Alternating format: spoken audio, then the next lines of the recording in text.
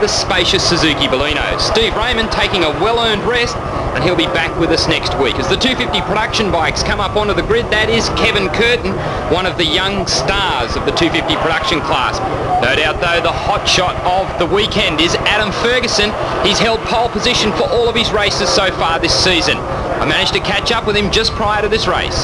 Top qualifier in the 250 production class, once again, Adam Ferguson. You've qualified top in all of the races today. Yeah, well, best thing to try and do, I'll go out, try and get a good setup in the qualifying, which also helps for the race, but also try and get the pole position because there's 1 point, and over the 6 rounds of the year, those 6 points can mean the difference between winning and losing the championship. So you've got to try and make a good compromise, but looks like my compromises are coming pretty good. Well, it's got to be a huge psychological advantage for you. I mean, just knocking off pole each time, you come to a different circuit. How many times have you raced here at Wanneroo? First time this weekend. Never been here before. With me in commentary, Helen Maloof. Helen, can you believe how cool and calm this guy is? Yes, Adam's a very cool, calm guy. He's quite unusual, actually. Kevin Curtin gets the start here, and Adam Ferguson got exactly what he didn't want. He actually dropped the clutch there a bit and had to pull it in again and start all over again. Now, look, if Kevin can keep the start of this race, you might find with his experience, that's where he'll finish up.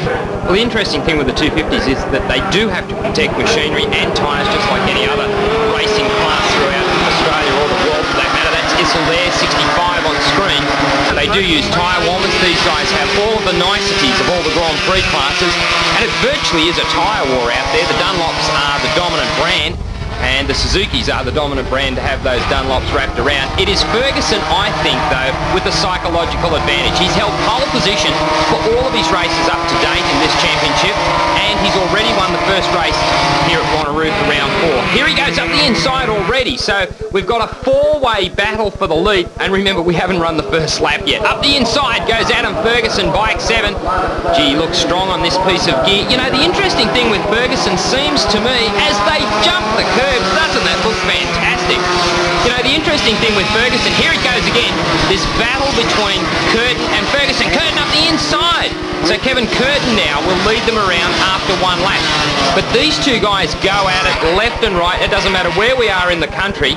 These blokes are the front runners. It's amazing how many kilometres they do racing against each other. They're the best of friends off the circuit. Once they're on the track in their leathers, helmet on, visor down, these guys get very serious. There's no friendships out there. 5 of them going for the lead in this race. Absolutely brilliant. Here comes Ferguson up the inside of Curtin. Muggeridge, bike 12 now, coming along for the right as well.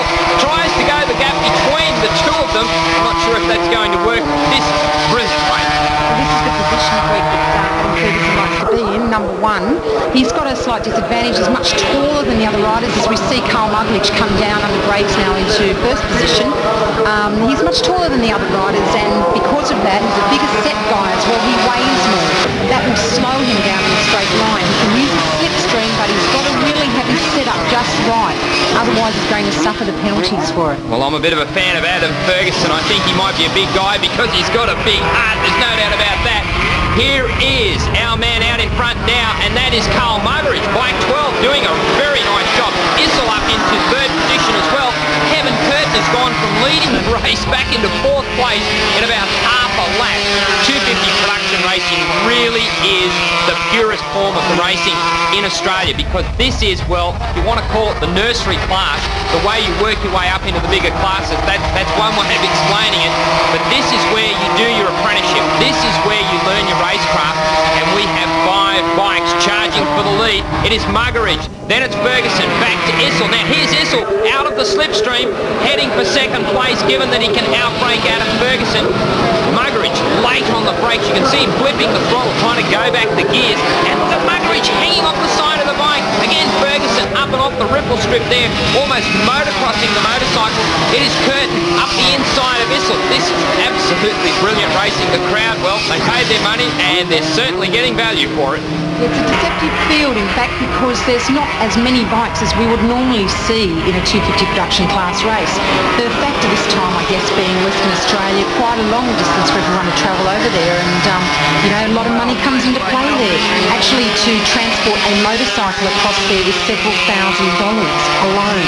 Aside from keeping your crew and looking after yourself and all of the other problems that come with the distance, there is the fact that you're at a new racing circuit. We heard from Adam Ferguson. He's not been here before, managed to qualify pole, and it is worth pointing out there is an extra point in this year's series every time you nail pole position. Can come in handy towards the end of the season, and Ferguson's not having it all his own way at the moment. That's Issel up the inside of him. Braking duel from the outside goes Ferguson, so he's managing to hang on to this second place. Again, he'll run a little bit wide, sure enough. He certainly doesn't mind doing that, does he, Greg? The bike stepped out. He didn't even think twice about it. Issel couldn't do anything with it. Kevin Curtin, bike 3, sitting back having a good look at this one, thinking, oh, I'm not sure, but there's a room up there for me somewhere. I've just got to work out how to get up and play with this little group.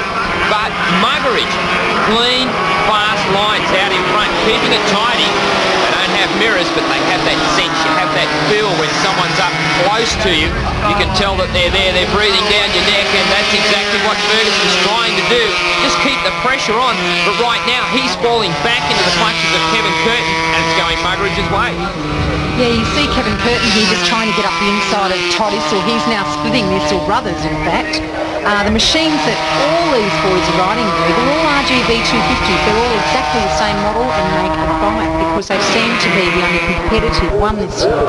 In past, we've seen the NSR Hondas racing the 250s, and they have had their day. They tend to have a lot of problems running in as we watch Adam Ferguson come up underneath Todd Issel there, and Kevin Curtin's capitalising Todd running wide, and he's now moved up the place on him.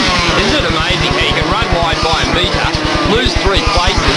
250 production racing really is where it's at when it comes to race tactics. And you can see the riders hanging off the side, dragging their knees through the corners. You know, a lot of people make the comment that they don't actually ride their knees on the ground. Well, in fact, they do. With a motorcycle, in fact, you use your knees to feel the angle of lean. You use your knees to help push the motorcycle out of the corner.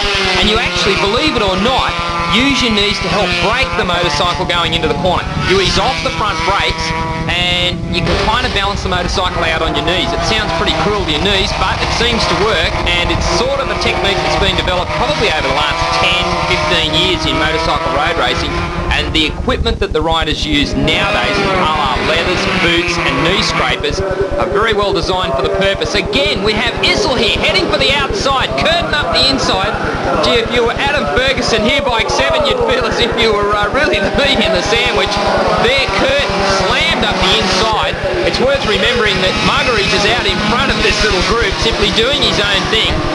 There he is there in the yellow leathers, just reeling the laps off. It's very unusual actually for Kevin Curtin to do what he just did round that last corner. He normally plans his moves to the finest detail. You don't usually see him taking risks like that. Well, I suppose one thing can happen to you. You can all of a sudden discover that you're in a position you've sort of got to take advantage of it. That's exactly what you do. You just grab the moment and go with it. You know, this class of racing, the bikes are so close in performance. You've got to remember that it is called 250 production racing. Production being the main word amongst all of that. There are very few modifications that can be done to the motorcycle. You can change the tyres, you can change the brake pads. Oh, there, Ferguson working the bike against understeer, struggling for this inside line. Now that is exactly what he needs to do because that's where he's very vulnerable. Here comes Issel. So we have Brent Issel now. Comes from absolutely out of the clouds. Now in the second place. What a ride from him, Ferguson. Again, up and over the ripple strip. Geez, he'd make a great supercross rider, wouldn't he, Ferguson? But the bikes are so close in performance, there's very little that you can change other than your own personal setup, the way you like the motorcycle to behave. And that's what it's all about. Now, here's Ferguson, again, running wide a little bit.